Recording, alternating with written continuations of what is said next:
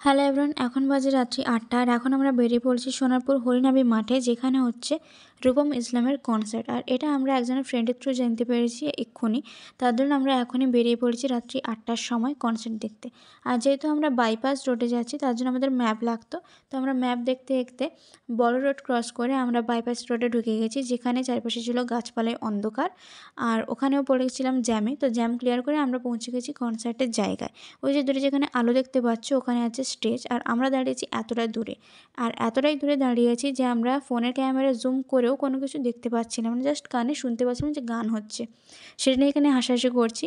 আর চারিপাশে এরিয়াটা তোমাদেরকে দেখাই। চারিপাশের সমস্ত বাড়ি, ফ্ল্যাট ঘর আছে। আর প্রত্যেকটা ছাদে, ব্যালকনিতে সবাই দাঁড়িয়ে আছে এবং ওখানে ফ্ল্যাশ লাইট অন করে ওরা রীতিমতো দেখছে। আর সেটা নিয়ে আমরা ভাবছি যে আমরা এত দূর থেকে গেছি এই কনসার্টটা দেখার জন্য, আমরাই দেখতে পাচ্ছি না, অথচ তারা কত ভাগ্য ভালো যে তারা বাড়ির ছাদের উপরে দাঁড়িয়ে এই কনসার্টটা দেখছে, আবার বিনা টিকিটে, কোনো পরিশ্রম ছাড়াই। আর এই কথা বলতে বলতে কনসার্টটা স্টার্ট হয়ে গেছে।